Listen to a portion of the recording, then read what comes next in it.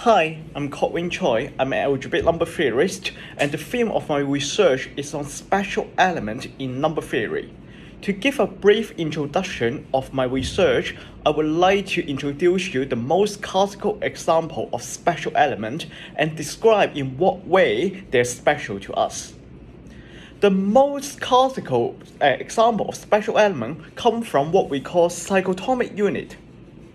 To define what they are, we need a bit of notation. So in this talk, I'm going to fix a positive integer m, and then I let theta m to be a primitive root of m root unity, for example, e to 2 pi I over m, and k to be the maximal real subfield of Q adjoint theta of m.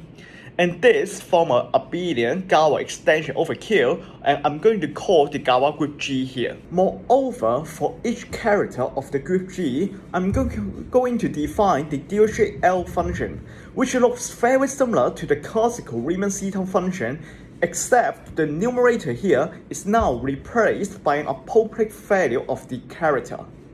To number theorists, values or derivatives of theta function are very interesting. Indeed, computing special values of theta function dated back from the work of Euler. Euler has computed the values of Riemann-Seton function at all positive even integers.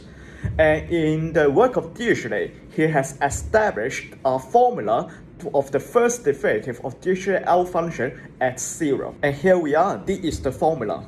But what I want to highlight here is not the formula itself, but the element here in red, okay? This element is special in the sense that it can be related explicitly with derivatives of some L function. I'm going to call this element Cm, and this is usually referred as a cyclotomic unit. This is called a unit because if we set OK to be the integral quotient of the ring of integers in the field K, then Cm is actually an unit in the ring OK. However, this is not the end of the story for cyclotomic unit. There's another property of cyclotomic unit that is perhaps more number theoretical in nature. To describe this, I will recall briefly what an ideal class group is. Let R be a ring, and then the ideal class group R is defined to be a quotient where, starting with the free abelian group generated by all the prime ideals of R, a quotient by the subgroup generated by those that are principled. I would like to make two remarks here. Firstly, if R is a Dedekind domain, then the class group R exactly measures how far R fails to be a UFD. Secondly, if R is in particular the ring that we mentioned earlier, the ring OK that we mentioned earlier, then a non-trivial fact tells us that the class group of OK is a finite group. Now getting back to the cyclotomic unit.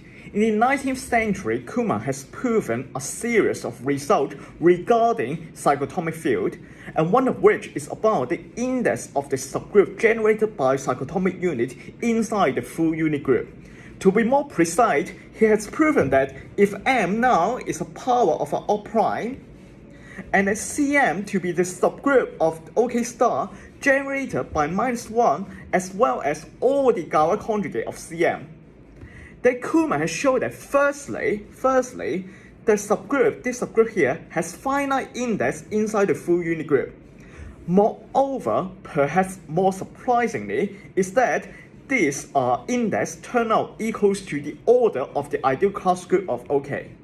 So in particular, if we find out that the cyclotomic unit are enough to generate the entire full unit group, then we know that OK is a UFD. I would like to make a remark here. In my joint work with David Burns and Takemichi Sano, we have extended and refined this result of Kuhlmann firstly to an arbitrary integer m, and also to establish the precise Galois module relation between the quotient OK star over the cyclotomic unit and the ideal class group of K. Let me do a little summary here. The cyclotomic unit that we introduced in this video is special in two ways. On one hand, it can be explicitly related to derivatives of L functions. On the other hand, it also governs the arithmetic properties of cyclotomic field. Using these links, number theorists can deduce astonishing results that relate arithmetic with values of L function. My current research interest is on extending this result to other motifs. For example, the motifs arise from elliptic curve.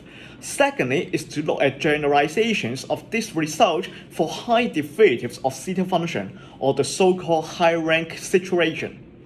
Finally, I'm also interested in extending this technique in a non-abelian scenario.